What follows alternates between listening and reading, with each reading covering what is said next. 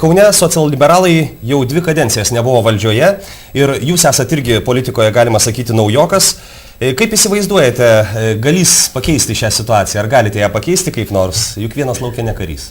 Manome kad pasieksime ženklių rezultatų būtent todėl, kad Naujosios sąjungos nebuvo ne vieno atstovo prisidėjusio prie Kauno, kaip sakyt, griovimo. Ir aš pats sumaniau iš verslo pasukti į politiką. Ir Kauno Naujosios sąjungos skyrius yra komplektuojami žmonės, būtent patriotai Kauno miesto. Mes kviečiame visus, kuriem yra svarbus miestas, kurie tikrai turi idėjų, turi galimybių ir noro prisidėti prie mūsų miesto plėtros. Būtent kviečiame į Naujosios sąjungos gretas, būtent į Kauno skyrių. Ir galiu pasidžiaugti, kad šiai dienai pas mus tikrai tokių žmonių yra daug. Ir ateina su kiekviena diena daug prisijungia žmonių, kurie tikrai nusiteikia patriotiškai. Tame tarpe ir verslininkai, kurie per eilę metų tikrai neiškėlė savo verslo iš Kauno, nors tokių minčių turėjo. Aš norėčiau paprieštrauti truputį tai minčiai, kad vienas laukia ne karys, nes iš tiesų ir vienas, sakysim, geras politikas gali pakeisti situaciją arba bent neleisti įvykti kažkokiem neteisėtiem veiksmam. Aš manau, kad, sakysim, jeigu klausimas yra apie šiukšlės, tai mes darysim viską, kad šiukšlių tos neteisėtas kainų padidintas būtų panaikintas ir nedidėtų žala žmonėm. Ir mes kreipsimės į visas institucijas ir dabar esame apskundę šitą klausimą ir administraciniam teismui ir aš tikiuosi, kad administracinis teismas priims mūsų skundą, nes 10 000 žmonių kenčia dėl, sakysim, kelių žmonių savivalės ir galimo noro pasipinigauti. Sakykim taip, įtarimų yra. Aš manau, žmonių neapgausi ir rinkėjas savo žodį tars. Gerai, o kodėl jūs manote, kad būtent socialliberalai gali pakeisti esamą situaciją? Prisiminkime praeitį. Mūsų lyderis tai buvo vienas iš tų žmonių, kuris iš tikrųjų, Artūras Paulauskas, nepabūgsta priimti kardinalius drąsius sprendimus. Šiai dienai toksai labai drąsus žingsnis, kurį mes matome Lietuvoje, tai yra nelegalių statybų stabdymas.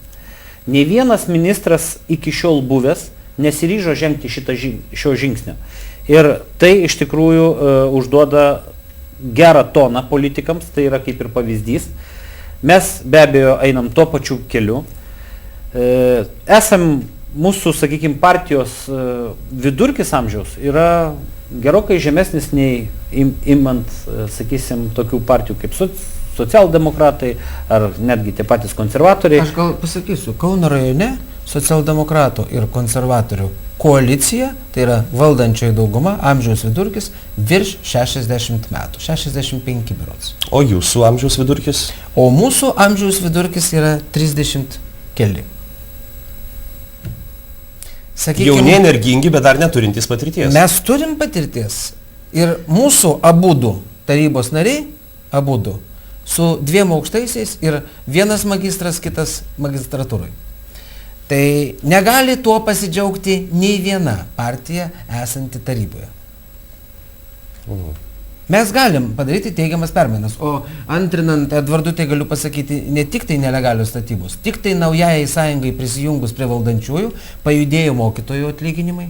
Klausimas ir buvo išspręsti. Ir tos pačios nelegalios statybos teisingai pasakė, kad pirmasis ministras per nepriklausomos Lietuvos istoriją nugriovė nelegalius pastatus ir toliau procesas vyksta. Kiti jau griaunasi patys. Ir tik naujajai sąjungai atėjus buvo priimtas įstatymas dirbančiom šeimom, auginančiom vaikus, palengvinant dalę, tai yra padidinant neapmokestinamą minimumą, neapmokestinamą, ir kiekvienai šeimai už 1, už 2, už 3 vaikus padidėja pajamos. Naujosios sąjungos iniciatyva 60 000 parašų surinkta pernai. Labai greitai, lengvai, be jokių problemų. Jeigu žiūrėti Leo LT parašų rinkimą, prieš Leo LT nesurinko ten nei 30, nors gal ir nenorėjo rinkti. Norėjo būt surinkę. Ponas Orlauskai, jūs jau 2 kadencijas esate antrą kadenciją Kauno rajono taryboje, buvote vicemeru, vicemeras reali valdžia. Ką laikytumėt savo didžiausių pasiekimų ir kokios gali būti ateities perspektyvos? Sakykim taip, kadencija yra 4 metai, aš buvau 25% iš tos kadencijos, reiškia, vicemeru. Bet aš spėjau padaryti labai nemažai, ko nepavyko padaryti nei dabartiniam, nei buvusiam visom valdžiom ir panašiai. Sakysim, svarbiausių tai darbų laikau, reiškia, nemokamą internetą neįgaliesiems. Kas visi sakė, kad nepavyks tau to padaryti, bet, sakykim taip, iš dalies asmeninių ryšių dėka, sunkia negalin turintis Kauno rajono gyventojai, gavo tą langą, nemokamai langą į pasaulį, jie naudojasi internetu, arba jų artimieji, kurie prižiūri tą sunkią negalę turintį žmogų, naudojasi internetu nemokamai. Kitas darbas tai yra Raudondvario pilies atgaivinimo projektas. Aš pirmas išsakiau idėją, kad Raudondvario pilyje turėtų būti Kauno rajono Santuokų rūmai, tai yra puikiai graži vieta, fantastiškas parkas, kad Raudondvario pilis turi tarnauti visuomeniai, o ne siaurai žmonių grupeliai.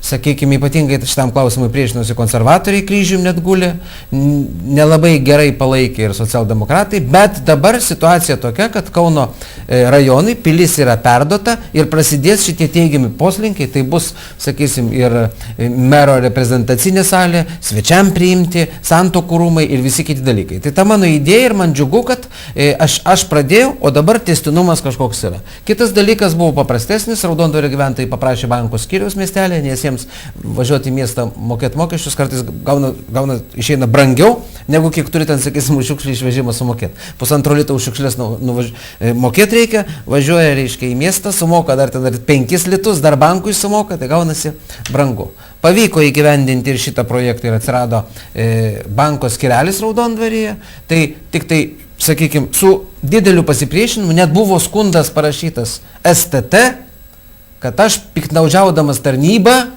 padariau žmonėm geriau. Žinomi tie žmonės, kurie parašė tą skundą, vėlgi iš tų jau... Ką STT? STT galų gale patyrinėjo ir nutarė, kad pažeidimų nėra, kad nebuvo pažeistas viešasis interesas. Kad darbas žmonių prašymų žmonių labui gali būti nusikalstamas. Ar jums netrodo, kad mūsų regione nėra tęstinumo? Na, tarkim, piko metu Baranausko gatvėje įvyko avarija, pusė miesto yra kamštyje, ar ne? Grūstyje. Visas miestas sustojęs ir ne pirmą dešimtmetį. Ar kas nors galvoja ten spręsti tą situaciją, ar planuoja, ar neplanuoja, ar ten kas nors keisis, ar mes visą gyvenimą iki pat gyvos galvos taip ir striksim? Didžiausia blogybė ir yra tame, kad mūsų valdžios keičiasi, o miesto planavimo ir strategijos ateičiai tikrai nėra. Nėra taip, kad būtų tęstinumas, kad, sakysim, būtų numatyta miesto kažkokia strategija 20-25 metam. Dabar pas mus yra kaip, sakykim, konservatorių lyderis yra pasakęs, blogas sprendimas, buvusi kadencija priėmė, mes negalime keisti. Nors tą pačią dieną vėl yra keičiama ta pati blogo lyderio gera, sakykim, iniciatyva. Tai aš galėčiau paminėti tai, ką mes girdėjome, būtent nepriimti iš verslo struktūrų pinigų gatvėms miesto tiesti, atsisakyti tų struktūrų, tų pinigų. Ta prasme, tai rodo, kad vis dėlto iš tikrųjų miesto valdžios jos tiesiog vykdo savo partijų politiką.